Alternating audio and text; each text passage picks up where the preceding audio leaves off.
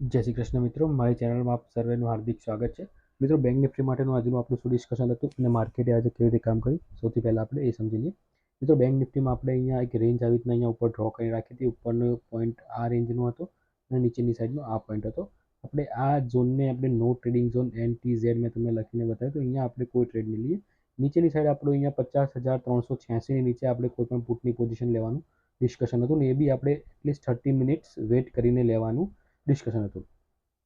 તો અહીંયા તમે જોશો મિત્રો, માર્કેટ અહીંયા ક્યાંક ને ક્યાંક આ રેન્જ, આ ટ્રેન્ડ લાઈન તમે લાઈન સીધી ડ્રો કરશો તો આની અંદર રેન્જની અંદર જ માર્કેટ ઓપન થયું.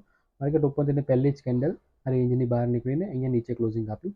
એટલે આપણા ડિસ્કશન પ્રમાણે આપણે 30 મિનિટ્સ અહીંયા વેટ કરવાનું હતું. તમે 30 મિનિટ્સ જોશો તો ફર્સ્ટ કેન્ડલ અહીંયા રેડ બની અને પછી પ્રાઇસ એક્શન જે બતાવતું હતું સ્લોલી એન્ડ સ્ટેડીલી ઉપર જતું હતું. હવે આ કન્ડિશનમાં આપણે આ કેન્ડલ જે મોટી હતી એની ઓલમોસ્ટ અહીંયા આપણે સેન્ટરમાં હતા. તો અહીંયાથી આપણો કોઈ લોજિકલી ટ્રેડ બનતો નહોતો. કાં તો માર્કેટ આ કેન્ડલના હાઈને ઉપરની સાઈડ બ્રેક કરે તો આપણે એક સીની પોઝિશનમાં બેસી શકીએ, કાં તો નીચેની સાઈડ આને બ્રેક કરે તો આપણે પીની પોઝિશનમાં બેસી શકીએ. તો અહીંયા આપણી જે સ્ટ્રેટેજી હતી એ પ્રમાણે અહીંયા માર્કેટે નીચેની સાઈડ આ કેન્ડલને બ્રેક કર્યું. તો અહીંયા આપણી ડેફિનેટલી એક પીની એન્ટ્રી બનતી હતી અને આપણે પીની એન્ટ્રી લીધી અને અહીંયા આપણો માર્કેટ અહીંયા એસેલેટ કરી નાખ્યો. તો નો ડાઉટ આજે આપણો માર્કેટે એસએલ લીધો છે. આપણે આપણા સ્ટ્રેટેજી પ્રમાણે આપણે કામ કર્યું તો માર્કેટે આપણને એસએલ આપ્યો. અહીંયા થોડો ઘણો પ્રોફિટ દેખાયો હશે. માર્કેટ પછી સડનલી ઇમિડિયેટલી અહીંયા રિવર્સ થઈ ગયું અને આજે રિવર્સ થવાનો પોઈન્ટ બી હતો એ પ્રીવિયસ ડે ક્લોઝિંગનો હતો.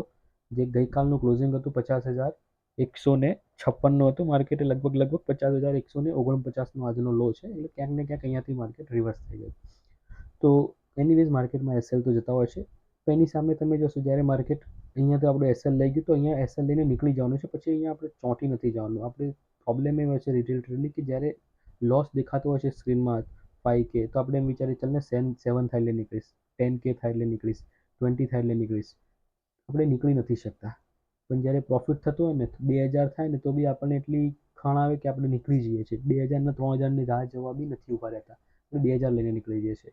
તો આ વસ્તુ તમારે લોસમાં કરવાની છે, પ્રોફિટમાં નથી કરવાની. તો અહીંયા જે મિત્રો એસએલ લઈને નીકળ્યા છે એમાં ડેફિનેટલી બેનિફિટેડ રહ્યા છે. નાનકડો લોસ લઈને નીકળી ગયા છે.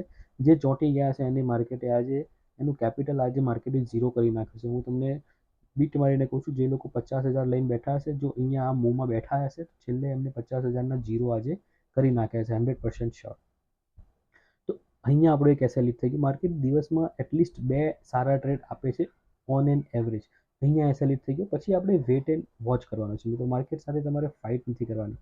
માર્કેટે એસએલ લઈ લીધો તો પછી એવું નથી કે મારો એસએલ કેમ લઈ ગયો, હું નહીં લઈ જવા દઉં, હું ગમે તે રીતે આ પ્રોફિટમાં નીકળીશ. તો તમે એવી સાયકોલોજી સાથે માર્કેટમાં આવો છો તો હંમેશા તમારે આ જ ફેસ કરવું પડશે, એ છે લોસ. તમારે અહીંયા વેટ કરવાનો હતો. અહીંયા માર્કેટ રિવર્સથી માર્કેટ ઉપર આવ્યું. માર્કેટે જેવું એનો ફર્સ્ટ કેન્ડલને અહીંયા હાઈ બ્રેક કર્યો તો અહીંયા બી તમે જોશો કેન્ડલને ક્લોઝ થવા દેવાની છે. અહીંયા માર્કેટ અહીંયા આપણે આ ચાર્ટને ક્લીન કરીએ તો તમને થોડુંક સારી રીતે એક્સપ્લેન કરી શકીએ. અહીંયા આપણો એસએલ હિટ થઈ ગયો આ પોઈન્ટ ઉપર. આ આપણો એસએલ હિટ. હવે અહીંયા આપણે સિસ્ટમને ક્લોઝ અથવા તો તમે વેટ કરવાનું છે. અહીંયા વેટ એન્ડ વોચ. આ તમારા માટે વેટ એન્ડ વોચ સમય છે. અહીંયા એસએલ એક વખત હિટ તમારો થઈ ગયો છે. તો હવે નેક્સ્ટ પોઝિશન જ્યાં સુધી માર્કેટ આજની કેન્ડલના હાઈને બ્રેક ના કરે ત્યાં સુધી તમારી કોઈ સીની પોઝિશન બનતી નથી. અને પીમાં તો તમે એસએલ લઈને બેઠા છો એટલે એનો કોઈ મતલબ નથી. અહીંયા તમે જો કેન્ડલ ક્લોઝ થવી કેટલી ઇમ્પોર્ટન્ટ છે ને એ તમે આજના માર્કેટમાં કેન્ડલનું ઇમ્પોર્ટન્સ શું છે ને એ તમને આજના માર્કેટમાં બહુ જ સારી રીતે જાણવા મળશે. તો જે લોકો અહીંયા એગ્રેસિવલી આ કેન્ડલ જ્યારે ઓપન થઈ અને જેવા અહીંયા બેસી ગયા છે સીમાં, એમને માર્કેટ અહીંયા તરત ઇમિડિયેટલી નીચે આવવા લાગ્યું. જે કોલની પોઝિશનમાં બેઠા હશે અહીંયા એને લોસ દેખાવા લાગ્યો છે. તો રિટેલ ટ્રેડર તરત અહીંયાની પોઝિશન કાપી નાખી હશે તો નીકળી ગયા છે લોસમાં. જેવા એ લોકો લોસમાં નીકળ્યા છે માર્કેટ તરત રિવર્સ થઈ ગયું. અહીંયા જે લોકોએ કેન્ડલની ક્લોઝ થવા દીધી હોત તો એમને ખબર પડત કે આ કેન્ડલ આજની કેન્ડલની નીચે ક્લોઝિંગ આપી છે, આની ઉપર નથી આપી. જે બ્રેકઆઉટ કેન્ડલ હતી એ આ કેન્ડલ હતી અને અહીંયાથી બી તમે જો બેઠા હશો માર્કેટમાં તો તમે સિસ્ટમેટિકલી આ પોઈન્ટથી બી, આ પોઈન્ટ લગભગ 50,500ની આજુબાજુનો પોઈન્ટ છે, 50,550 કે 500ની આજુબાજુ.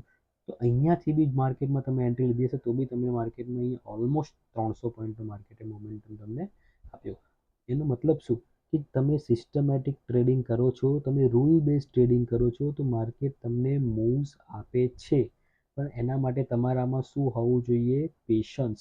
તમારામાં ધીરજ હોવી જોઈએ. આપણામાં આ જ વસ્તુની કમી છે જેના કારણે આપણે લોસ લઈએ છીએ. એનીવેઝ મિત્રો, આજનું માર્કેટ બહુ જ સરસ કહીશ હું. એક વખત એસએલ ડેફિનેટલી દો. એસએલ આપણો નાનકડો ગયો અને સામે પ્રોફિટ આપણને 300 પોઈન્ટનો મળ્યો છે, તેને સેકન્ડ એટેમ્પ્ટ કર્યો છે.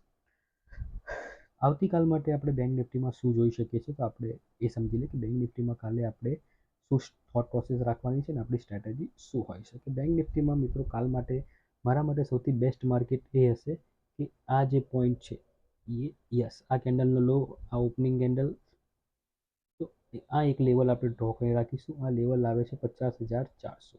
મારા માટે સૌથી બેસ્ટ કે માર્કેટ જેટલું આપણને 50,400ની આજુબાજુ મળે અહીંયાથી હું એક કોલની પોઝિશન લઈશ. ટાર્ગેટ્સ મારા ક્યાંક ને ક્યાંક અહીંયા 50,800 સુધીના હું ટાર્ગેટ્સ મારા ટાર્ગેટ્સ રહેશે. અને મારો એસએલ એકદમ ફક્ત નાનો 50,360નો આ કેન્ડલનો હાઈ 50,360નો એસએલ, 40 પોઈન્ટની એસએલની સામે હું અહીંયા લગભગ 400 પોઈન્ટના ટાર્ગેટ્સ માટે બેસીસ. આ મારા માટે સૌથી બેસ્ટ ટ્રેડ હશે. અદરવાઇઝ જો માર્કેટ અહીંયા ઓપન થાય છે, અહીંયા ઓપન થાય છે, અહીંયા ઓપન થાય છે, તો હું અહીંયા માર્કેટને અવોઇડ કરીશ.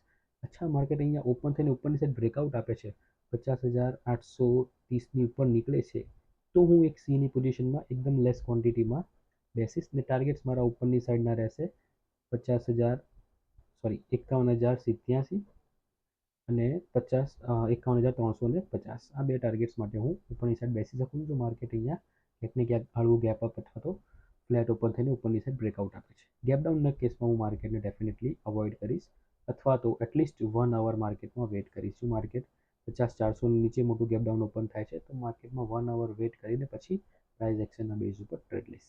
આશા રાખું છું મિત્રો આજનું એનાલિસિસ તમને ગમશે. કોમેન્ટ બોક્સમાં જરૂરથી જણાવજો કયા મિત્રો આજે પુટમાં લોસ કર્યો. Thank you. જય શ્રી કૃષ્ણ.